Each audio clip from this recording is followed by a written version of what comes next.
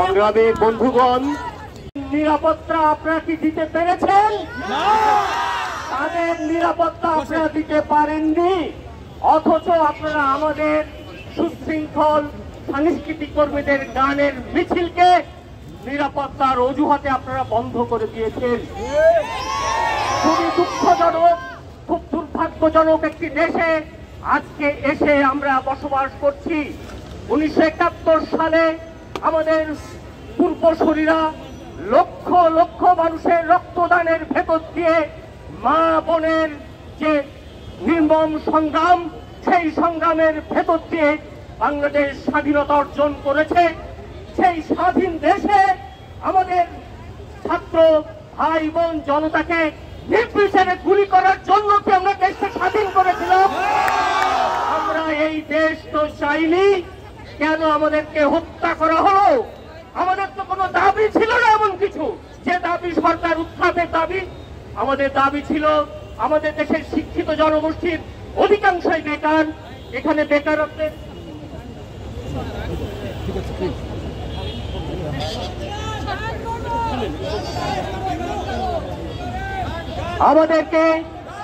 আমাদেরকে আমরা গানের মিছিল এখানে করব, আমাদের হৃদয়ের কথা আমরা কিছু বলতে চাই।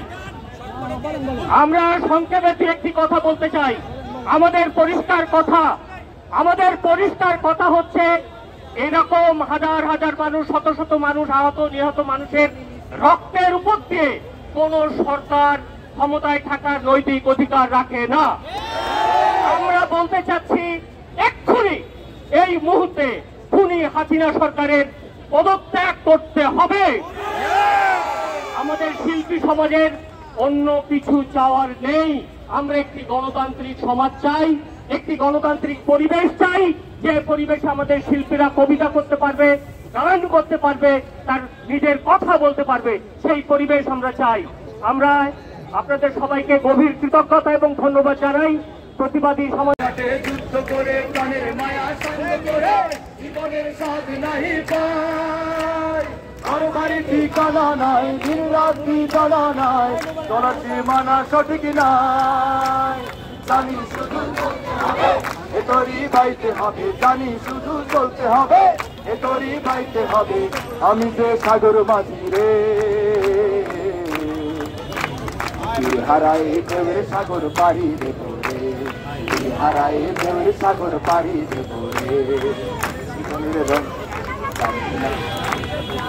ফুলেরই গন্ধ কেমন জানি না, জানি না, যোজনার দৃশ্য চোখে পড়ে না, না না না না, তারা তো ভুলেও প্রভু ডাকে না, জীবনের রঙ বলতে জানে না।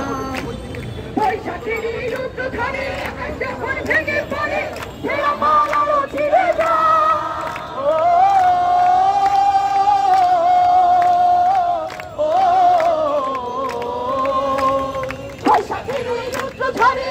যখন ভেঙে পড়ে, সে আমার আলো ছিঁড়ে যায়। হাতছানি দেয় মৃত্যু তামায়, হঠাৎ থেকে শঙ্খ শোনায়, দেখি ওই ভোরের পাখি নয়। জানি আমাদের শেষ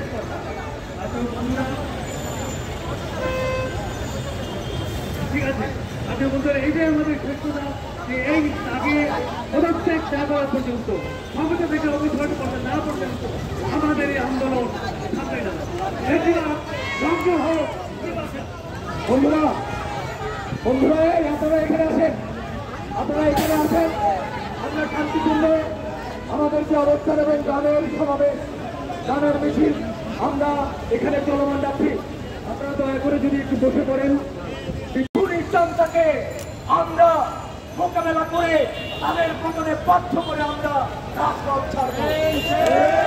বন্ধুরা যে তরুণদের বয়স 15 থেকে 25, তাদেরকে মুক্তিযুদ্ধের গল্প শোনান। তারা তো দেখেছে, যারা মুক্তিযুদ্ধের চেতনার কথা বলে আজকে সরকার পরিচালনা করছে। মুক্তিযুদ্ধের চেতনার অর্থ দুর্নীতি, মুক্তিযুদ্ধের চেতনার অর্থ বিদেশে অর্থ পাচার, মুক্তিযুদ্ধের চেতনার অর্থ বিশ্ববিদ্যালয় কলেজের হলগুলো দখল করা, মুক্তিযুদ্ধের চেতনার অর্থ দুর্নীতি করা, মুক্তিযুদ্ধের চেতনার অর্থ ঘুষ দুর্নীতি, মুক্তিযুদ্ধের চেতনার অর্থ ধর্ষণ। তাই যদি হবে, সে কারণে এই তরুণ প্রজন্ম আজকে এই শাসক চক্রের যে বয়ান, মুক্তিযুদ্ধের চেতনার যে বয়ান, সে বয়ানকে প্রত্যাখ্যান করেছে। মুক্তিযুদ্ধের চেতনার প্রকৃত শক্তি হচ্ছে আমরা, মুক্তিযুদ্ধের চেতনার প্রকৃত শক্তি হচ্ছে তরুণ সমাজ। সুতরাং সেই তরুণ সমাজের যে রক্তক্ষয়ী সংগ্রাম, সেই সংগ্রাম সফল হবে, সেই সংগ্রাম ব্যর্থ হয়ে যেতে পারে না। আপনাদের সকলকে ধন্যবাদ। শুক্রবারের সমাবেশে আবার আপনারা সবাই যোগ দিবেন বিকাল 3টায় জাতীয় প্রেসক্লাব।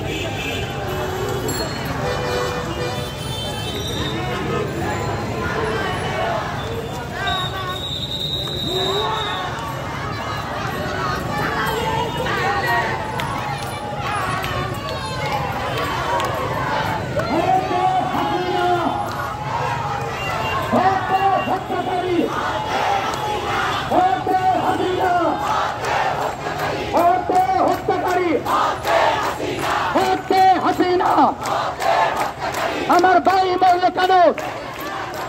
শেখ হাসিনা জবাব দে, হাসিনা জবাব দে। আমার ভাই মরল কেন? হাসিনা মরল কেন? হচ্ছে হাসিনা, হচ্ছে হত্যাকারী, হচ্ছে হাসিনা, হচ্ছে হত্যাকারী। বন্ধুরা